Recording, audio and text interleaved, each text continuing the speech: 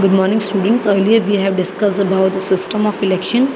Now we are on the next topic, that is what makes election in India democratic. Means the elections which happens every 5 years. Why we call that elections are democratic in India? Because of four reasons. First is independent election commission. Second, free and fair election. Third, right to choose their representatives. Fourth, popular participation. I just want to explain the first point, that is independent election commission means they are independent. They are not answerable to any one of the government. They are not answerable to prime minister, or they are not answerable to president also if they are elected. Means they are appointed by president only, but once they are appointed, the chief election commissioner is not answerable to the president or the government. That is why they are called as independent. Second is free and fair election.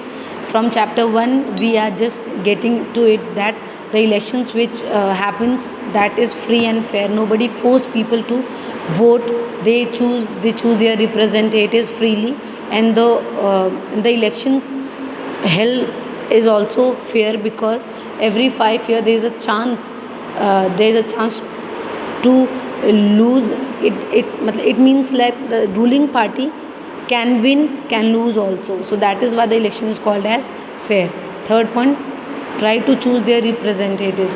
Means the people who is popular, the people who can raise their voice to the government, the people have the right to choose that candidate as their representatives. Fourth, popular participation. Popular participation means the candidate which they are raising, which they are making their representative, he should be popular in that area, so that the people should vote for him, and he should be active also, so that he can make his party win. So election commission, I just want to repeat the points of election independent election commission. First point, election commission is powerful and independent. They are very powerful. They decide the date of election. They decide the date of the declaration of the result. They decide. Nobody says कि भैया तुम करो. They are the only one. Like in school, every decisions are taken by the father only, and father to the teachers and teachers to the students. So he is the head of the institution.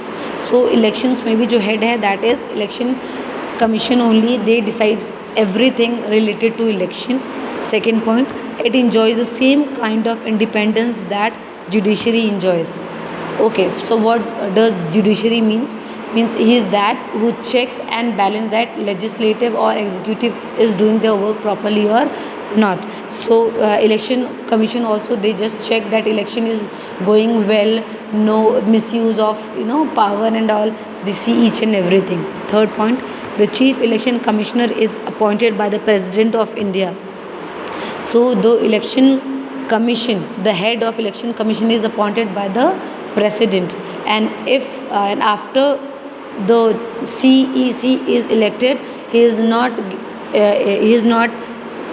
answerable to the president or the government also. After elected, अगर वो elect हो गया तो फिर वो किसी को answer नहीं देता. Whatever he feels like, he do so. In the next video we will be talking about the functions of election commission. That is very important. So if any doubt, send me an audio.